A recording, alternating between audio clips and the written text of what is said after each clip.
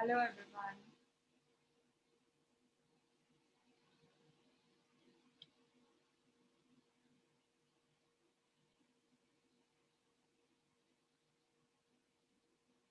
Hello everyone.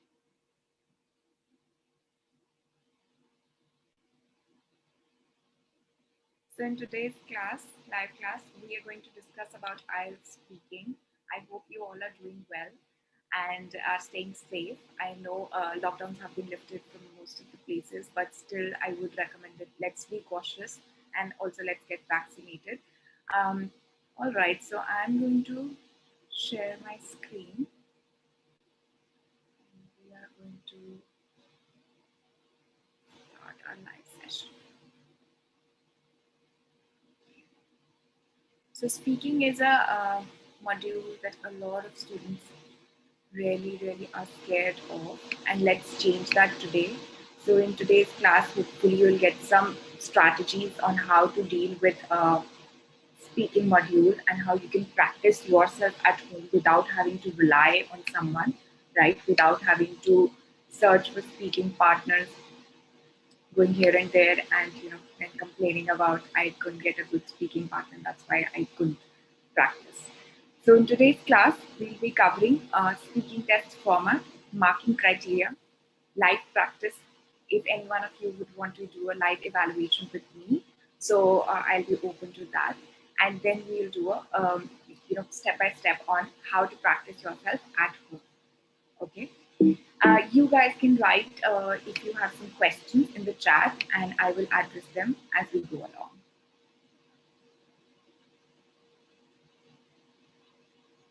Just going to make sure that everything is set before I get started.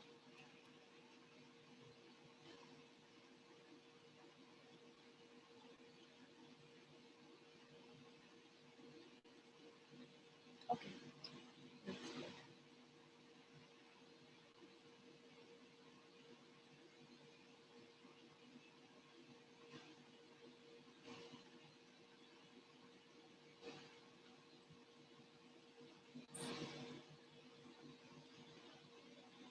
So as I said, I'll speaking test format, and then we will do the speaking criteria and speaking tips and strategies, and then how to practice yourself at home. And also then we will, also, if time permits, we will do a live speaking evaluation. So let's get started. IELTS speaking test format. So for speaking test, basically the test is same for both general training as well as academic IELTS test, right? And if you are taking computer-based tests, so typically this would happen on the same day as your other modules, right? And this test can be before or after your other sections, all right? So if you're taking often for paper-based tests, I would say that then the test can either happen on the very same day, or it can happen, in the period of like 1 week, uh, sometime around 1 week before the other sections, and or 1 week after the other sections. Right, so there's a 15-day period during which your speaking test will be scheduled.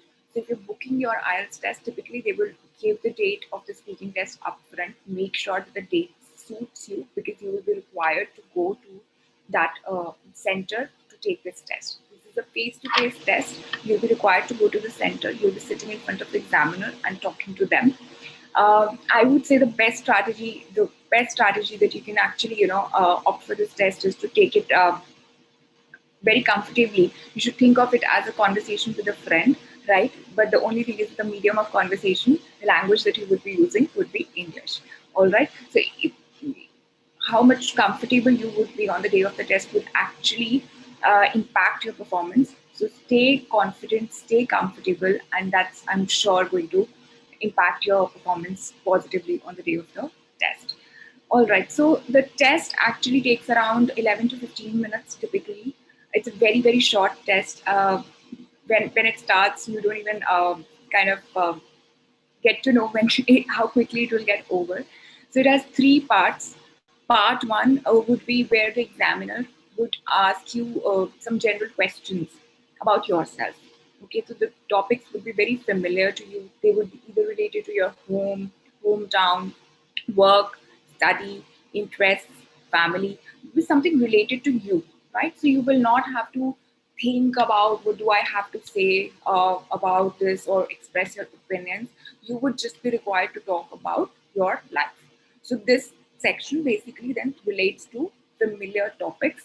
It's the idea is to make the test taker comfortable in the first part, right? Because you know everything about your life. So ideally, this part should make you comfortable with the examiner, help you break the ice, and become more calm and comfortable. Then comes the part two. So part two, or as it is called, long turn. So here you would be given a topic in the form of a cue card. The examiner will give you a card on which you will have a basic topic, and then you will have say 3 4 sub questions on that topic, and then the examiner will say that you get 1 minute to make notes, right? Think of what you want to speak on that topic. So these sub questions are basically your cues on what all you can include in your 2 minute talk, right? And then once this 1 minute to make notes gets over, you get 2 minutes to actually speak on the topic on the cue card. All right. So the idea is that they want to see like if you can talk about a topic at length comfortably or not. Okay. So they want to see you can answer questions very good. You can answer questions about yourself. That's good, right? You can pass a basic thing. You can initiate the conversation with anyone. But now, can you actually hold proper conversations? Can you talk about different topics? Can you talk about unfamiliar topics? Right. So this section is about that.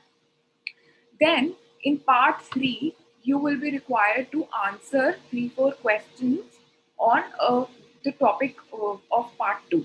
All right, so they'll be asking you some opinion-based questions, questions where you'll be required to express your views, opinions, or maybe talk about abstract ideas, right, that are related to your part two topic. So the intent or the basic purpose of this part three is to actually see how comfortable would you be in discussing your opinions or abstract ideas. Do you have a sufficient range of vocabulary? Can you talk about these new things at length, all right, without taking long pauses? So this is what they're going to test in part three. So as you can see, each of these parts in the speaking test has their like own purpose, right? And you need, as a test taker, need to understand that purpose, and because then only you will be able to actually perform on that day as the examiner expects you to.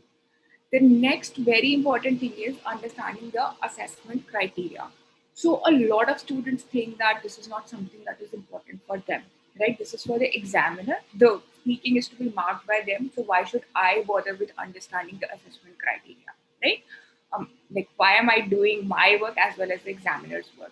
Well, let me tell you, this is the secret sauce to actually ace your IELTS speaking test. Because see, if you will know how and on what criteria are you going to be judged, you can actually perform better on those things, right? If you know that the examiner is going to test you on these 3 4 things, you can actually practice according to that, right? You can see which are my weak areas, which are my strengths, and do well on those areas on that day. If you don't even know what they're going to test you on, even if you might feel that you are doing well, you might actually not be doing well. It's very, very important to understand these criteria properly to ace your IELTS exam on the DA.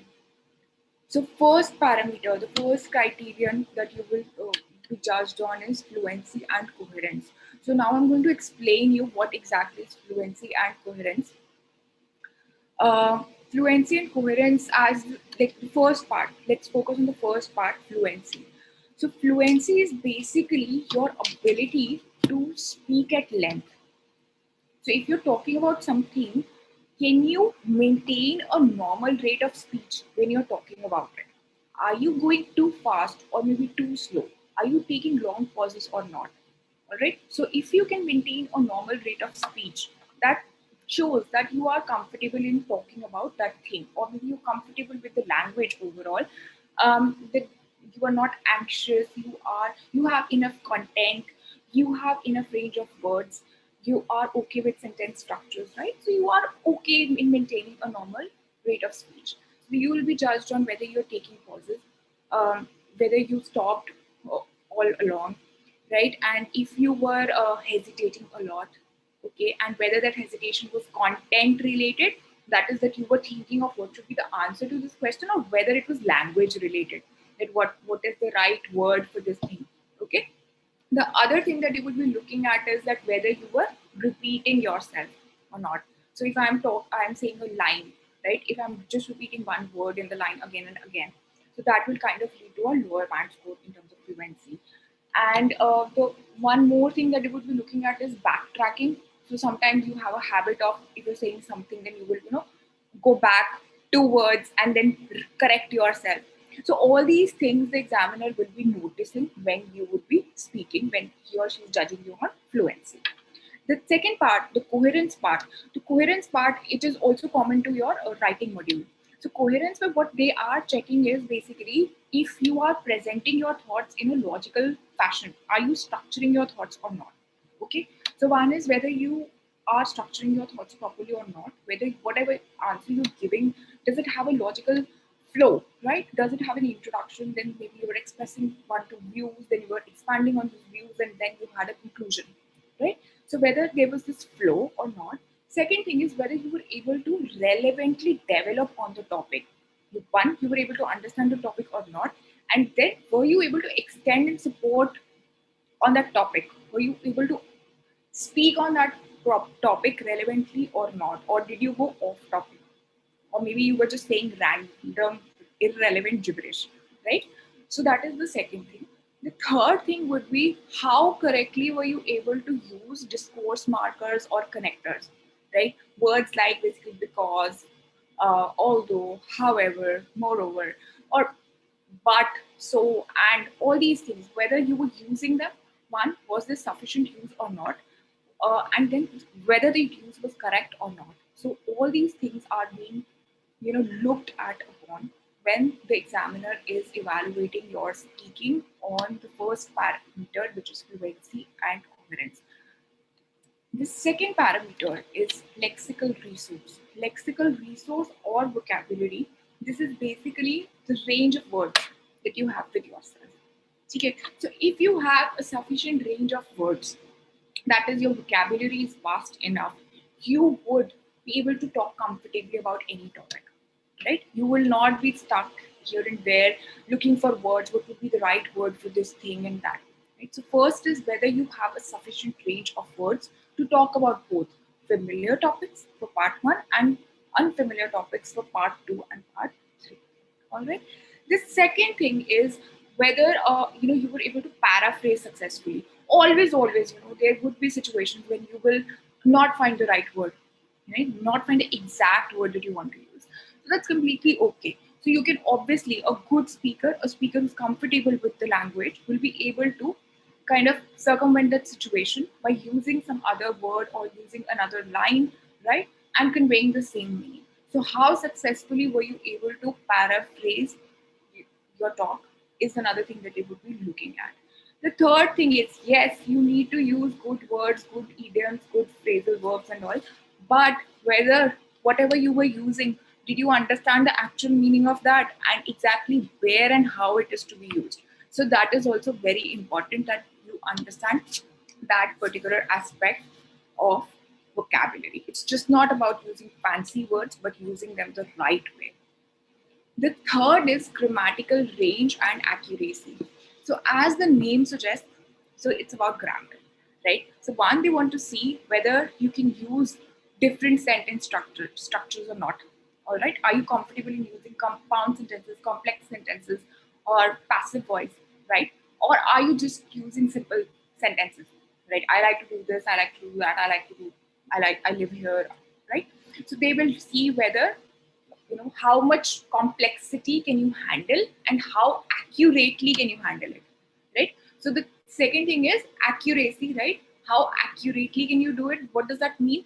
What was the, say, the number of mistakes, grammatical errors that you committed while you were speaking, and how did they actually impact the understanding of what you were saying, right? So if I am a listener listening to whatever you are saying and you're making a lot of grammatical errors, how much did that actually deter me from understanding what you were saying? All right. So the impact of those errors is also something that they would see. The fourth thing is pronunciation. So, guys, pronunciation in the literal sense means how you're saying things, right? How you're saying words out loud. So, yes, there are different ways of to, you know, depending on where you are from, your pronunciation can differ. Here, you don't need to worry about using American accent or British accent or Australian accent. So, a lot of students think that this pronunciation parameter is about using an accent. No, it's not. It's about spelling. It's about, saying those words out loud in a correct way so that the other person who's listening to me is able to understand what I'm saying. Okay. So basically, whatever you're saying, if it is understandable, you are good to go. All right. The other thing that they would be looking at is that whatever you are saying. So in English as a language, I would say, is a language where you don't use a monotonous sort of a way of speaking, right? So if I'm saying a sentence out loud, I will stress on some words, right? And I will let some other words in the sentence just flow by, right? Most likely the articles and everything, I would just let them flow by, and I would focus on certain words that I want to, really put emphasis on, so that the listener knows that these are the important words to actually understand the meaning of whatever I am saying, right? So English as such, as a language, to be spoken properly requires this type of change in your pitches and, stress that you're putting on the different words. So are you, as a test taker, able to do that properly or not, is something that you would be looking at. I hope now, after this, you will have some clarity on what is it that these different criteria mean, right? And also, what are the small things that you need to focus on to actually get a good band score. So, guys, on the D day, the examiner will actually be giving you a band on each of these parameters, right? And then those bands would be averaged out to give you the net band on your speaking. All right.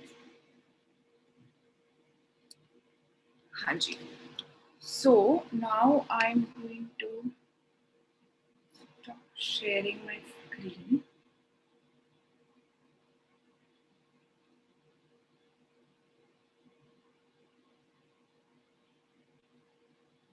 Thanks, Kiran. Kiran, do you want to do a live speaking evaluation?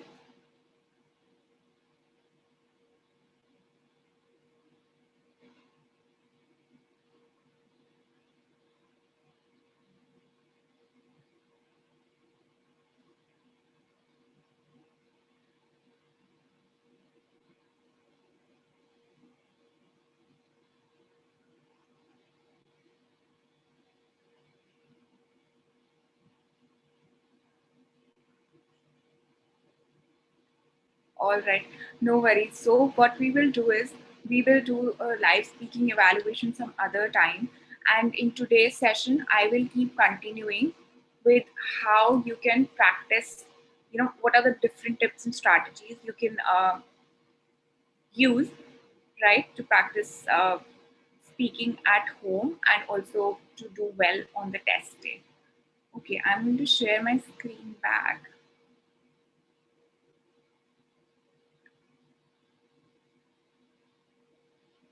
Angie.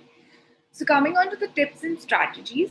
So the first thing that you need to understand, as I said, understanding the evaluation criteria is the most important thing that you can do to score well on your speaking test. All right. So we've done that. I hope it was helpful. And if it was not, you can drop in your questions in the comments later. And I would love to make more videos to help you understand the criteria better. The second point is that whenever you are practicing, whether you're practicing with someone else or you're practicing alone at home, right? I would recommend that you record yourself. All right. Why record yourself? You would say that, okay, I was able to speak for 2 minutes, that is sufficient. No, it is not. You would want to record yourself because you would want to analyze your speech later on, right? You would want to see what you did well, what you did not, right? And then also try to rate yourself on the different criteria and the different pointers that I just mentioned, right? Was I making a lot of grammatical errors, or maybe did I not use good vocabulary? What I can do then, should think about what can I do about that, right? So this will analyzing your speech after recording, would really help you in understanding what are your weak areas, and then obviously you can take steps to improve upon those. The third is think of the answers for part one. So part one, as I said, that it's related to familiar topics, it's related to you, your life, right? So this is something that you can work upon beforehand.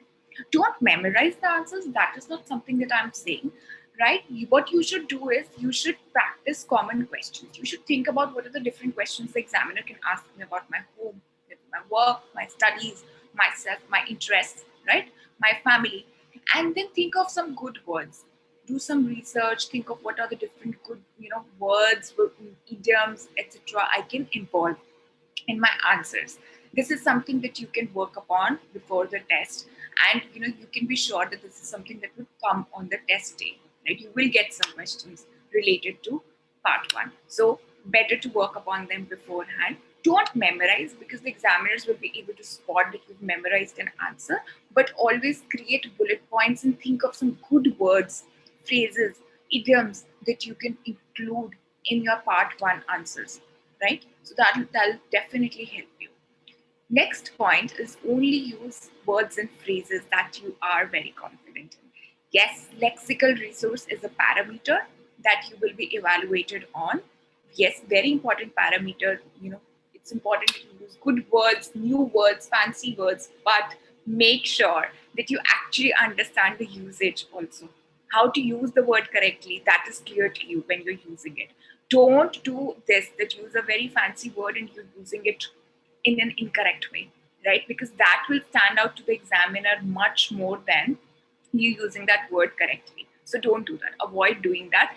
So my tip would be that whenever you are picking up new words to enhance your vocabulary, make sure you're also understanding how the word is used correctly in the sentences, right? And that usage part is very, very important, as important or even more important than understand, knowing that new word. The fifth tip or strategy I would say is practice. Now that in grammar they would be looking at whether you're able to use complex compound sentences, passive voice or not properly. So better to look at the structures of these sentences, right? Go on internet, you'll find lots of material how to create complex sentences, compound sentences, what is the typical correct structure like, and what are how can I convert the sentence from active voice to passive voice. So all these things you should keep practicing, okay? And whenever you're speaking, doing speaking practice with your friends or yourself, try seeing how many complex compound sentences were you able to use in the long term specifically. Next, simple mantra: practice, practice, practice. Okay, so this is the obviously. So this particular module, speaking, it's not something theoretical. It's not something that you can learn by looking at videos. It's something that you will learn by doing. It's like swimming, right? You might look at hundreds of how-to videos on swimming. You might feel confident that yes, I know how I have to move my limbs to swim, but it will not happen for you till the time you actually jump into the pool and try swimming. So for this also, you need to actually speak, actually do practice either with someone, right? If you have a speaking partner, amazing. If you don't worry. All right, so you can practice at home all alone also. Don't be dependent on anyone, I would recommend. So next, in the next part of this video, what we're going to do is we are going to see how we can practice alone at home. Okay, so first step, so pick out a cue card at random. So for the part two section, basically the idea is why do you need to pick out a topic at random? Because if you would know about this topic, your mind would already be working in the background to collect ideas, and that is not something that would happen on the D-Day, right? On the exam day, you will be getting the topic there, and then you will get just 1 minute to make notes on it and speak on it, right? So let's just emulate the same environment when you are practicing. So just pick out a cue card randomly and start your 1 minute timer. Next is set your phone's timer to 1 minute and press start. I hope you have your notebook in front of you. and then you should start taking notes as you would on the exam day, right? The fourth step is set your, now after the 1 minute is over, you will set your phone's timer, this time to 2 minutes, and then you will hit record, okay, because you want to record yourself, because you will be listening back to the recording to see what you did well and what you couldn't do well this time around. All right. Next is obviously speaking part. Now you need to speak for the next 2 minutes.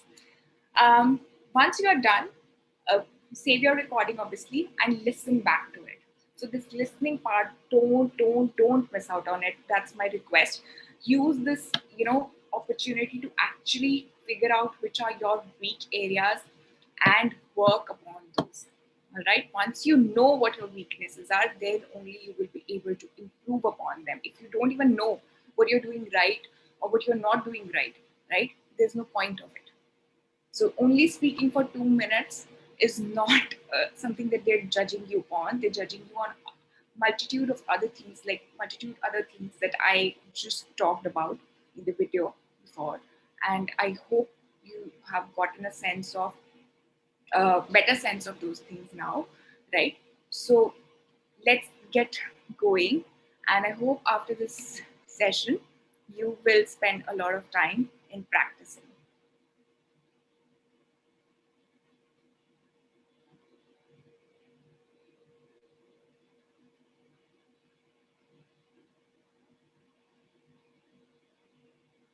Okay, so Kiran has asked me, how can we speak fluently?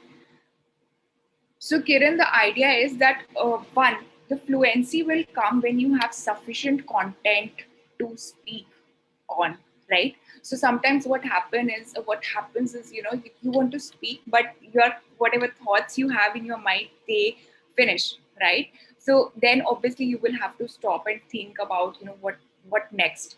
So the best thing up to practice to improve your fluency is idea generation. So whether it be part two, whether it be for part one, definitely you should think of the bullet points that you can talk about beforehand, that will give you sufficient content to keep going on for part one answers. For part two, practice, right? So pick up different cue cards every now and then and just make notes on them. Very important to use that 1 minute appropriately, right? So that you can accumulate as much material in that 1 minute, that would be required to go on for 2 minutes, the next 2 minutes, right? So 1 minute, that 1 minute is very important in, I would say, how you would perform for the next 2 minutes when you're actually speaking. So if in that 1 minute you were able to accumulate sufficient material, you can go on and you will be fluent. The other thing is, you should not be anxious. As I said, you should try to take it as a friendly conversation with, someone who you have just met, right? You should not think that this person is evaluating me, right? Because that brings random stress onto you, that this person is evaluating me. Did I do this right? Did I do not do this right? So if you will get rid of that fear, right, you will be more calm and you will be able to maintain your normal rate of speech. So one, content, you need to practice how you can generate ideas, right? Can you accumulate sufficient content for 2 minutes, right? And the second thing is that you remain comfortable, calm during that interview time. All right. And the other thing is, for the content part, it's one trick that I can tell you is, for part two as well as part three answers, you should rely on your real life incidents. So whenever you're talking about a cue card, you're talking on a cue card, what you can do is you can take help of your real life examples, things that have happened to you, and be as descriptive as possible. Include a lot of details, because when you will be including all those details, that will help you, give you sufficient content to go on, right? So sometimes what happens is that students just answer the sub questions directly in one line answers, right? And that way your entire thing will finish in max 30 seconds or maybe 1 minute at max, right? But if you include lots of details, And if you keep including lots of examples from maybe your life, your friend's life, or maybe relating stories with whatever you are saying, that way you will be able to keep going. This will help you in improving your fluency. Guys, any other questions that I can help you with?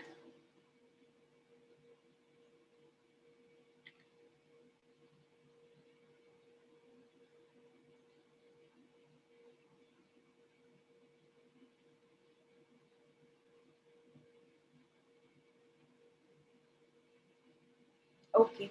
So if there are no more questions, I am going to conclude this session. I would request you to please subscribe to the channel to get notifications on whenever we go live next. And please do let me know in comments uh, on what live classes would you want to have in the coming weeks. And we would make sure that we organize those for you. Thank you so much. Keep learning, keep preparing for IELTS, and let's get that dream badge score for you. Bye bye.